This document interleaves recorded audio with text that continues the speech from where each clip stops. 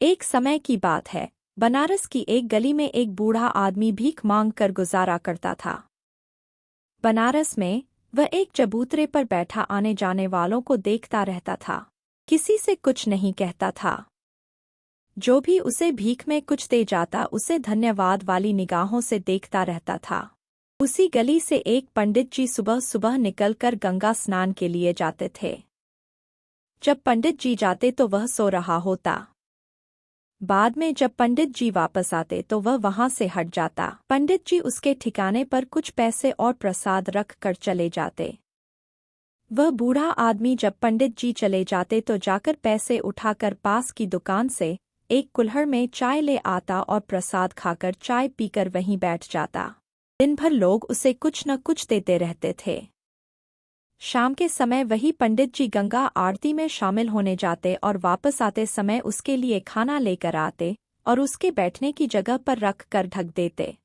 उनके जाने के बाद वह भिखारी आता और खाना खाकर वहीं सो जाता। कई सालों से यही सिलसिला चल रहा था। पंडित जी का एक शिष्य कुछ दिन से पंडित जी से ज्ञान प्राप्त कर रहा था। पंडित जी उसे शास्त्र अध्ययन के साथ साथ पूजा पाठ का विधि विधान सिखा रहे थे। वह भी पंडित जी के साथ सुबह जाता और शाम तक पंडित जी के साथ रहता। एक दिन दोपहर के समय पंडित जी विश्राम कर रहे थे तो उनके शिष्य ने पूछ ही लिया, गुरुजी आप उस भिखारी पर इतने मेहरबान क्यों हैं? यहाँ तो बहुत से भिखारी रहते हैं, लेकिन आप उन्हें बिल्कुल भी दान नहीं देते।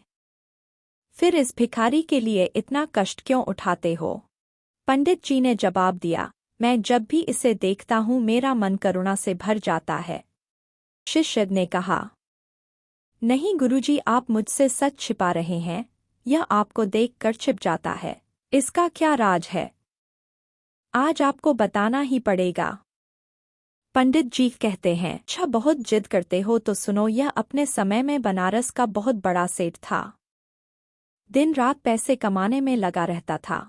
यह न कभी पूजा पाठ करता, न कभी प्रभु का नाम लेता, न किसी को 1 रुपया दान में देता था। इसके कोई संतान नहीं थी। एक दिन इसकी पत्नी ने घर पर पूजा रखने की बात इससे पूछी तब इसने मना कर दिया, लेकिन बहुत अनुनय करने पर यह पूजा में बैठने के लिए तैयार हुआ। उस समय मैंने ही इसके घर में पूजा करवाई थी।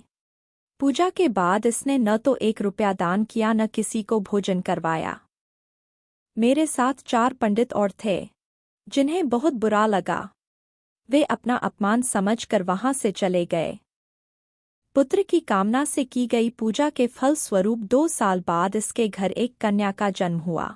यह देखकर सेठ को बहुत गुस्सा आया। वह उस कन्या से नफरत करने लगा। उसकी शक्ल भी नहीं देखता था। पत्नी के बार बार समझाने पर भी वह नहीं माना और इसी गम में उसकी पत्नी चल बसी। इसके बाद वह लड़की उसे बोझ लगने लगी। धीरे धीरे कन्या बड़ी हो गई। अब सेठ को उसके विवाह के लिए वर ढूंढना था। एक दिन सेठ ने पैसा बचाने के लिए उस कन्या का विवाह एक भिखारी से कर दिया। मुझे विवाह पढ़ने के लिए बुलाया गया। भिखारी को देखकर मैंने सेठ को समझाने की बहुत कोशिश की, लेकिन वह नहीं माना। भिखारी के साथ कन्या को विदा कर दिया। कन्या के विदा होने के कुछ दिन बाद ही एक जंगल में उसका शव मिला। भिखारी ने उसके पैसे जेवर सब छीन लिया, उसे मारकर जंगल में डाल दिया। सेठ ने उसका अंतिम संस्कार किया। उसके बाद से सेठ का सारा कारोबार चौपट हो गया। आज वह इस स्थिति में है, यह तुम्हारे सामने है। अपनी पत्नी और बेटी को याद कर यह रोता रहता है। जिस पैसे को बचाने के लिए बेटी का विवाह भिखारी से कर दिया, आज वही पैसा उसके पास नहीं है। क्योंकि मैंने सेठ के अच्छे दिन देखे हैं।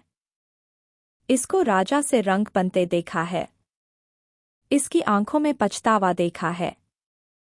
इसलिए मैं इसके खाने की व्यवस्था कर देता हूँ। शिष्य ने कहा, लेकिन यह आपको देखकर भाग क्यों जाता है?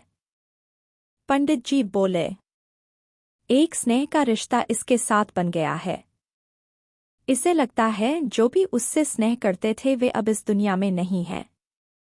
कहीं इसके स्नेह में मेरी जान न चली जाए। एक दिन सुबह सुबह पंडित जी तैयार हो रहे थे।